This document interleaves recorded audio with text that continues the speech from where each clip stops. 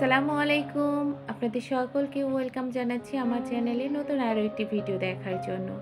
এটা ছিল শুক্রবারের দিনের ভিডিও। শুক্রবারের দিন যেহেতু বাসায় সবাই থাকে, তাই আমি চেষ্টা করি ভালোমন্দ কিছু রান্নাবান্না করার জন্য। আজকেও তার ব্যতিক্রম নয়। আমি রান্নাবান্না অলরেডি স্টার্ট করে দিয়েছি। যেহেতু অনেকগুলো রান্না করব, তাই স্টেপ বাই স্টেপ সবগুলো রান্না শুরু করে দিয়েছি। প্রথমে আমি দুধটা জাল করতে বসিয়ে দিয়েছি চুলায়। আমি একটুখানি পায়েস রান্না করব। আর এখানে আমি 5টা ডিম নিয়ে নিয়েছি। এরপরে এর মধ্যে আমি গোলমরিচের গুঁড়া আর লবণ দিয়ে ফেটিয়ে নিলাম। ভাপা ডিমের কোরমা রান্না করব আজকে। তো এরপরে আমি এটা মোল্ডে ঢেলে দিয়েছি। মোল্ডটাতে একটুখানি তেল ব্রাশ করে নিলাম। এরপরে মোল্ডে ঢেলে নিয়ে এখন আমি চুলায় একটা পাত্রে পানি বসিয়ে দিয়েছি। এর মধ্যে স্ট্যান্ড দিয়ে দিয়েছি। এখন আমি এর মধ্যে মোল্ডটা বসিয়ে দিয়ে ঢাকনা দিয়ে ঢেকে ভারী একটা কিছু চাপা দিয়ে এটা ঢাকনা দিয়ে ঢেকে ডিম ভাপা হতে দিয়েছি। এটা প্রায় 15 থেকে 20 মিনিটের মতো লাগবে। তো এই পাশে আমি পুডিং বানানোরও প্রিপারেশন নিয়েছি। এখানে মাংস রান্না করার জন্য সব কেটে বেছে ধুয়ে নিয়েছি। মশলাও রেডি, পেঁয়াজও কুচি করে নিয়েছি। সব কিছু আমি রেডি করে নিয়েই বসেছি, যাতে করে খুব সহজে ঝটপট রান্নাগুলো করে নেওয়া যায়, যেহেতু অনেকগুলো রান্না করব আজকে। তো এখানে পায়েসটা হচ্ছে, আর এখানে আমি পুডিংয়ের জন্য সব কিছু রেডি করে নিচ্ছি। ওইদিকে আমার ডিম ভাপাটা হয়ে গেছে, আমি চুলা থেকে নামিয়ে নিয়েছি। ওই পাত্রে আমি পুডিংটা আবার বসিয়ে দিলাম। আর এই যে ডিম ভাপাটা ঠান্ডা হয়ে গেছে। এখন আমি এটাকে পিস পিস করে কেটে নিচ্ছি।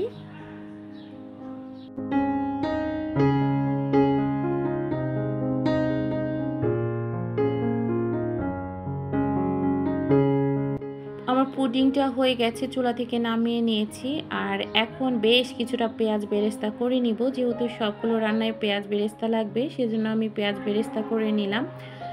আর এখানে আমার পায়েস রান্না হয়ে গেছে। আর দেখুন, এই পায়েসটা কিন্তু অনেক মজার হয়েছে। পুডিংটাও হয়ে গেছে, এটা আমি কেটে রেখে দিচ্ছি। এই পাশ থেকে চুলায় আমি একটু তেল দিয়ে সেই ভাপা ডিমগুলোকে হালকা করে ভেজে নিয়েছি।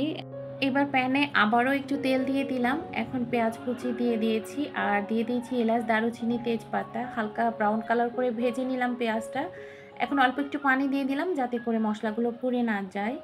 এখানে দিয়েছি পেঁয়াজ বাটা, আদা বাটা, রসুন বাটা, কাঁচামরিচ বাটা, আর দিয়েছি ধনিয়া গুঁড়া, জিরা গুঁড়া, স্বাদ মতো লবণ দিয়ে দিয়েছি। এখানে দিয়ে দিলাম কিছুটা পরিমাণের গোলমরিচের গুঁড়া, গরম মশলা গুঁড়া, আর দিয়ে দিচ্ছি এখানে ঘি। এখন এখানে বাদাম বাটা দিয়ে দিচ্ছি আর দিয়ে দিব টক দই। এখন এই মশলাগুলোকে আমি খুব ভালোভাবে কষিয়ে নিব, যতক্ষণ পর্যন্ত না মশলার গায়ে তেলটা ভেসে আসে। তো মশলাটা আমার খুব ভালোভাবে কষানো হয়ে গেছে। এখন এই যে ডিমগুলোকে দিয়ে দিলাম। ডিমগুলোকে দিয়ে আমি কিছুক্ষণ কষিয়ে নিব। তো ডিমগুলো আমার কষানো হয়ে গেছে। এখন এর মধ্যে আমি 1 মগ দিয়ে দিচ্ছি লিকুইড দুধ আর দিয়ে দিব 1 মগ পানি। আপনারা চাইলে পুরোটাই দুধ দিয়ে রান্না করতে পারেন। তো আমি এখানে 1 মগ দুধ আর 1 মগ পানি দিয়ে দিয়েছি। দিয়ে আবারও কিছুক্ষণ নাড়াচাড়া করে দিলাম। এখন এটা ঢাকনা দিয়ে ঢেকে রান্না করব। পাশের চুলায় আমি গরুর মাংস রান্না করব, সেজন্য গরুর মাংসটা প্রথমে আমি সব মশলা দিয়ে মেখে নিলাম। সব মশলা দিয়ে খুব ভালোভাবে মেখে নিচ্ছি।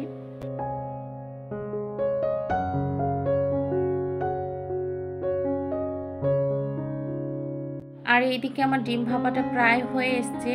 এই পর্যায়ে আমি কিছুটা পরিমাণে কিশমিশ দিয়ে দিচ্ছি অল্প একটু পানি, সামান্য পরিমাণে কেওড়া জল, আর দিয়ে দিলাম এখানে ঘি।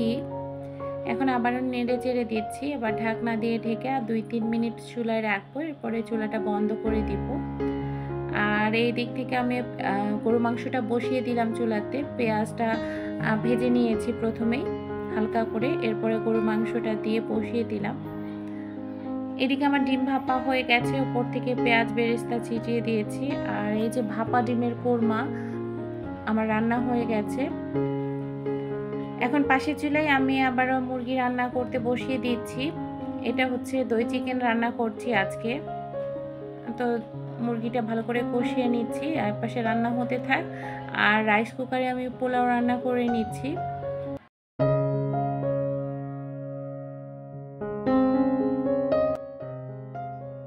আমার রান্নাবান্না প্রায় শেষের দিকে। এদিকে রাইস কুকারে আমার পোলাওটা রান্না হয়ে গেছে, রাইস কুকারের লাইনটাও অফ করে দিয়েছি। আর এখানে এই যে দই চিকেন রান্না হচ্ছে, রান্না হয়ে গেছে, এটা চুলাটা বন্ধ করে দিয়েছি।